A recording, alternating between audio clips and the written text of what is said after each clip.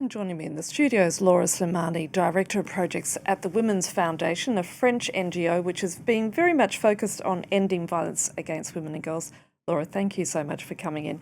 First of all, I understand there's going to be a series of protests across the country this evening. Can you give us a bit more information?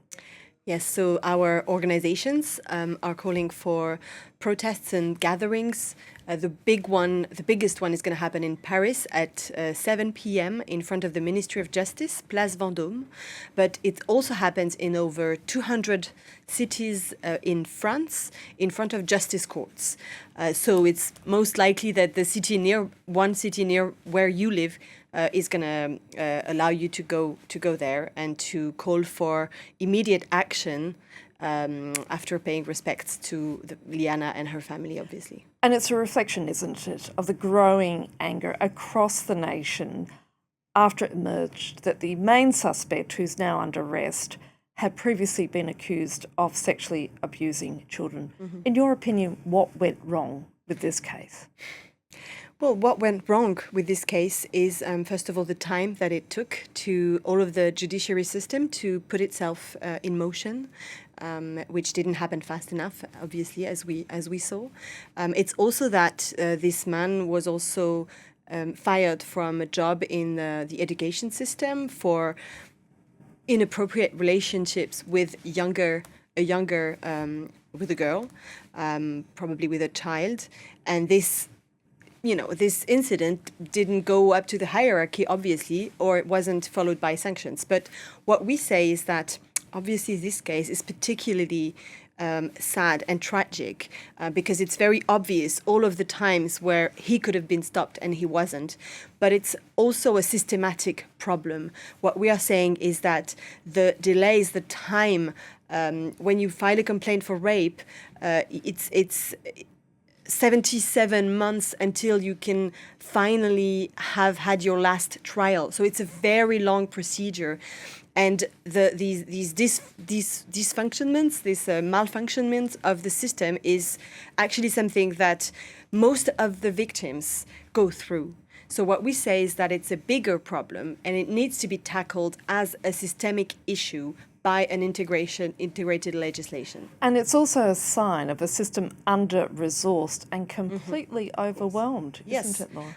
Absolutely. The French population have twice judges less than the average, the European average. In Germany, it's much more, for example, but also in a lot of countries in Europe.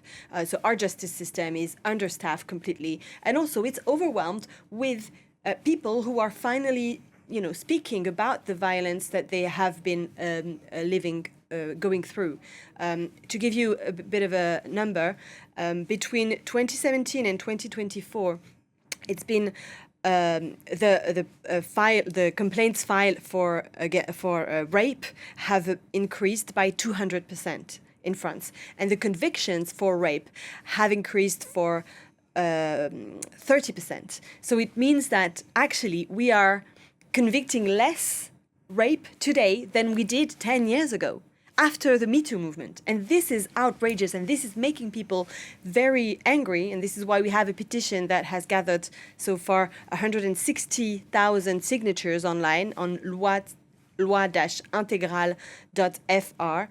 And it's growing every minute because people can't deal with it anymore. Now, the Justice Minister, Gérald Darmanin, has come out asking prosecutors to review all complaints concerning children, somewhere around 70,000 cases before July 14, that's less than 5 weeks away, claiming nobody will be allowed to go on holiday unless the job is done. Mm-hmm. Is that enough? No, it's not enough, and we have enough of these announcements that are not followed by actions and that are not tackling the real problem.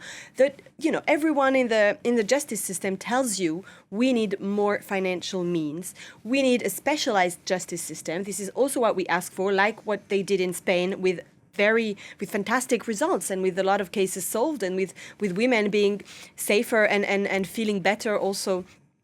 More globally, we ask for children to be asked systematically if they have been living some forms of violence every year in schools. And this needs needs some means, some financial means, and we ask for 2.6 billion euros to be put into this policy every year. It's very little compared to the state budget, but it would make a huge difference in the life of millions of people. Laura Slimani, we're going to leave it there. Thank you so much. Thank you.